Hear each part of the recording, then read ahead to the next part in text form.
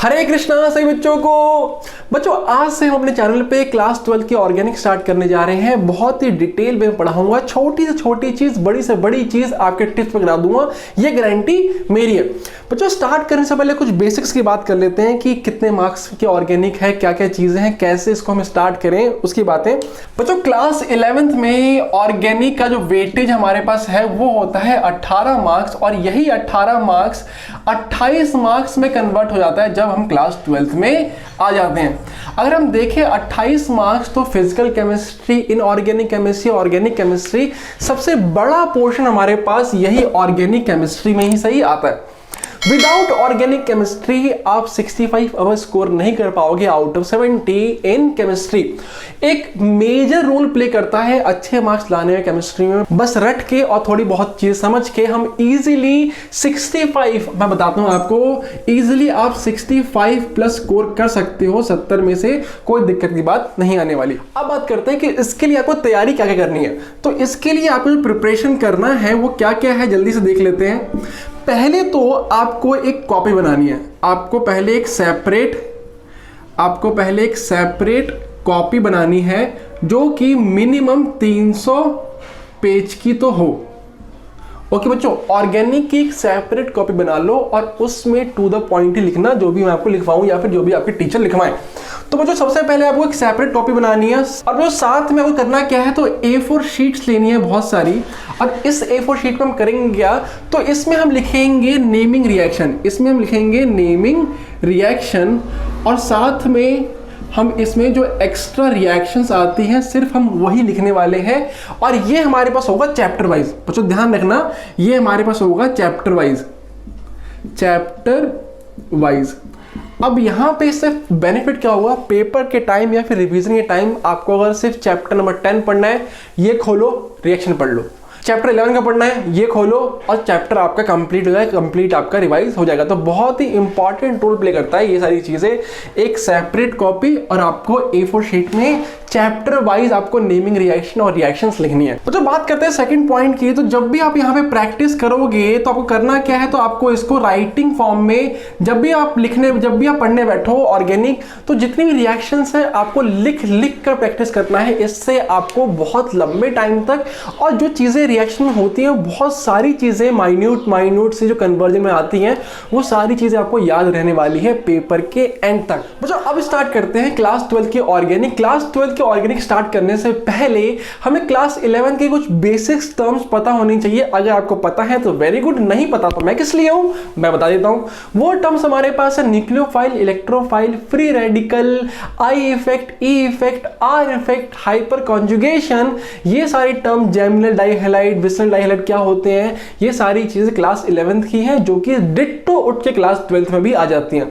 तो ये सारी चीजें आपको पता होनी चाहिए। तो स्टार्ट करते हैं कुछ बेसिक्स टर्म से। बेसिक टर्म समझ लेते हैं, इलेक्ट्रोफाइल, न्यूक्लियोफाइल और फ्री रेडिकल्स क्या क्या होते हैं। तो इससे हम समझ सकते हैं इलेक्ट्रोफाइल, दो वर्ड हमारे पास निकल के आ रहे हैं यहाँ पे, इलेक्ट्रो और फाइल। इलेक्ट्रो मतलब हमारे पास इलेक्ट्रॉन, और फाइल मतलब हमारे पास लव। फाइल होता है और एक फोबिया होता है। फाइल मतलब लव और फोबिया मतलब क्या, उससे दूर भागेगा, डर। ओके स्टूडेंट, तो यहाँ पे हमारे पास वो स्पीसीज, वो एटम या फिर वो ग्रुप ऑफ एटम जो कि इलेक्ट्रॉन को एक्सेप्ट कर सकता है, उसको अपने अंदर एक्वायर कर सकता है, उसके इलेक्ट्रॉन्स को किसी दूसरे एटम के, तो उसे बोलेंगे हम इलेक्ट्रोफाइल। तो जो वो स्पीसीज जो कि इलेक्ट्रॉन को ले सकता है उसे क्या बोल देंगे हम, इलेक्ट्रोफाइल। तो इसे को हम डिफाइन कैसे करेंगे, तो दे have tendency to gain electron। हमारे पास क्या आ गया इसकी definition, they have tendency to gain electron. उनकी टेंडेंसी होती है कि वो इलेक्ट्रॉन को गेन कर सकें। अगर इलेक्ट्रॉन को गेन कर रहे हैं तो ये कैसे आएंगे, they are electron deficient species. कैमरे में आ रहा है डेफिशिएंट, हाँ आ रहा है। तो they are electron deficient species. Okay student, तो यहाँ पे हमारे पास क्या हो गया, electrophile, they have tendency to gain electron. वो एटम या फिर वो ग्रुप ऑफ एटम जो कि इलेक्ट्रॉन को गेन कर सकता है, वो सारे एटम, सारे मॉलिक्यूल क्या कहलाएंगे, इलेक्ट्रोफाइल। ओके, अब बात करते हैं इसके एग्जांपल्स की। कि ऐसे कौन से एटम है या फिर ऐसे कौन से मॉलिक्यूल्स हैं जो कि इलेक्ट्रॉन को गेन करते हैं। तो वो मॉलिक्यूल जिनके ऑक्टेट कंप्लीट नहीं हुए हैं, ध्यान से सुनना, वो मॉलिक्यूल जिनके ऑक्टेट कंप्लीट नहीं हुए हैं या फिर वो अपने ऑक्टेट एक्सपेंड कर सकते हैं, वो सारे हमारे पास क्या होंगे, इलेक्ट्रोफाइल। एग्जाम्पल देखें तो BF3, इसमें आप देखोगे तो जो बोरोन है उसका ऑक्टेट कंप्लीट नहीं है, ये अभी और 2 इलेक्ट्रॉन मतलब 1 इलेक्ट्रॉन पेयर ले सकता है। इसके टोटल हमारे पास जो आउटर ऑक्टेट है उसमें 6 ही इलेक्ट्रॉन है। इसके हमारे पास आ गया AlCl3।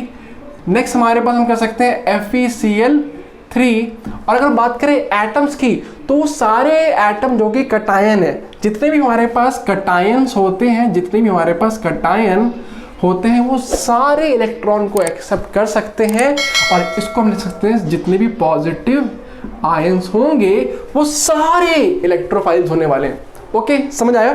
अब बात करते हैं न्यूक्लियोफाइल की। तो यहाँ पे हमारे पास 2 वर्ड है, न्यूक्लियो और फाइल। वो स्पीसी जो कि न्यूक्लियस को एक्सेप्ट कर सकते हैं अपने इलेक्ट्रॉन को देके। हमारे पास बॉन्डिंग कैसे होता है, ट्रांसफर ऑफ इलेक्ट्रॉन से हमारे पास बॉन्डिंग होता है। तो एक एटम हमारे पास क्या होगा, दूसरे एटम का न्यूक्लियस लेगा और वो एटम क्या, तो दूसरे का इलेक्ट्रॉन लेगा। ओके स्टूडेंट, तो यहाँ पे हमारे पास न्यूक्लियोफाइल वो स्पीसी जो कि न्यूक्लियस लविंग होते हैं, इसमें ऐसे स्पीसीज में इलेक्ट्रॉन ज्यादा होते हैं। तो ये हम यहाँ पे क्या बोलेंगे, दे have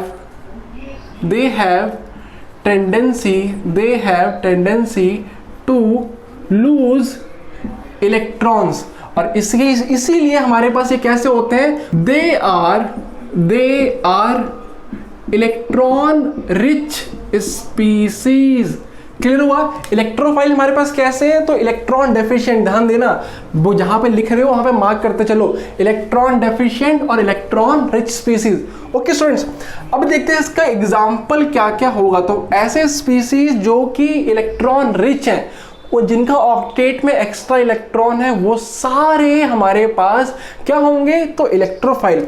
एग्जांपल ले तो NH3, नाइट्रोजन में हमारे पास 5 इलेक्ट्रॉन होते हैं, इसने 3 से शेयरिंग कर ली, 2 इलेक्ट्रॉन बच गए, हुआ ना हमारे पास ये इलेक्ट्रॉन रिच स्पीसीज। नेक्स्ट देखते हैं यहाँ पे हमारे पास RNH2, सेम हमारे पास 2H 1 R, यहाँ पे हमारे पास ये बच गया। नेक्स्ट देखते हैं यहाँ पे हमारे पास ROH, यहाँ पे हमारे पास जो ऑक्सीजन है इसमें 4 इलेक्ट्रॉन फ्री होते हैं, 2 लोन पेयर हमारे पास इस ऑक्सीजन पे है। तो ये सारे एटम हमारे पास, ये सारे मॉलिक्यूल कैसे हो गए, तो इलेक्ट्रोफाइल, ये इलेक्ट्रॉन रिच है, इलेक्ट्रॉन दे सकते हैं और दूसरे का न्यूक्लियस अपने में मिला सकते हैं। अब बात कर लेते हैं एटम्स की, वो कौन से एटम है, जो जितने भी अनायन होते हैं, जितने भी हमारे पास अनायंस होते हैं, नेगेटिव आयंस, वो सारे क्या होंगे, तो वो सारे न्यूक्लियोफाइल होने वाले हैं। अब बात करते हैं फ्री रेडिकल की। अब फ्री रेडिकल क्या होते हैं, तो वो मॉलिक्यूल जो कि होमोलाइटिक बॉन्ड क्लीवेज से ब्रेक हुए होते हैं और जिस पे ऑड इलेक्ट्रॉन, और ये सारे मॉलिक्यूल न्यूट्रल होते हैं। ये हमारे पास हो गया बीच का बिच्छू, ना इस पर नेगेटिव चार्ज है ना इस पर पॉजिटिव चार्ज है, सिर्फ इलेक्ट्रॉन लेके अलग हो गया। इसमें हमारे पास चार्ज का सेपरेशन नहीं होता। कंप्लीट डिटेल में आपको समझाता हूं कैसे। यहां पे हमारे पास हम लिख सकते हैं दे आर न्यूट्रल मॉलिक्यूल्स। ये सारे जो मॉलिक्यूल्स जो टूटते हैं फ्री रेडिकल से, वो सारे हमारे पास न्यूट्रल मॉलिक्यूल होते हैं, हैविंग एन ऑड इलेक्ट्रॉन्स। इसमें हमारे पास ऑड नंबर ऑफ इलेक्ट्रॉन होते हैं। जितने भी हमारे फ्री रेडिकल्स होते हैं उन सभी में ऑड नंबर ऑफ इलेक्ट्रॉन्स होते हैं। अब यहाँ पे हमारे पास 2 चीजें निकल के आ गई, एक तो हमारे पास न्यूट्रल होते हैं ये सारे मॉलिक्यूल्स, और इन सभी में ऑड नंबर ऑफ इलेक्ट्रॉन होते हैं। अब ये हमारे पास क्या, दे formed after homolytic bond cleavage. Cleavage मतलब हमारे पास होता है बॉन्ड की ब्रेकिंग। जब भी कोई बॉन्ड ब्रेक होता है तो दो टाइप से होता है, होमोलाइटिक बॉन्ड क्लीवेज और heterolytic bond cleavage. Heterolytic bond cleavage में हमारे पास चार्ज के साथ सेपरेट होते हैं एटम्स। बट अगर बात करें होमोलाइटिक, होमो मतलब सेम चार्ज अगर होगा तो ही हमारे पास बॉन्ड ब्रेक होगा। तो चार्ज हमारे पास कभी भी सेम नहीं हो सकते, तो इसमें हमारे पास न्यूट्रल मॉलिक्यूल का फॉर्मेशन होता है। इसे हम बोलते हैं हाफ ब्रेकिंग। बच्चों इसे बोलते हैं हम हाफ ब्रेकिंग।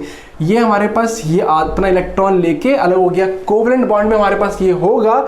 इसमें हमारे पास क्या हो गया कि ये अपना इलेक्ट्रॉन लेके चला गया और मैं अपना इलेक्ट्रॉन लेके चला गया। समझ लो कि जैसे एक कोई रिलेशनशिप है, लड़की अपना सामान लेके चली गई और लड़का अपना सामान लेके चला गया, तो उसे क्या बोलेंगे, होमोलाइटिक बॉन्ड क्लीवेज। अब यहाँ पे देखें तो ये बॉन्ड क्लीवेज हमारे पास हो गया। तो यहाँ से हमारे पास ये होता है डायरेक्ट सनलाइट में भी ये जो रिएक्शन है वो पॉसिबल है। इधर से हमारे पास ये R और ये R हमारे पास आ गया। R क्या है, तो R हमारे पास है एल्काइल ग्रुप। ओके स्टूडेंट्स, इतना बहुत समझ आ गया। अब देखते हैं एग्जांपल एक, देखो CH3, हमारे पास CH3 ये हमारे पास क्या आ गया, अल्काइल ग्रुप।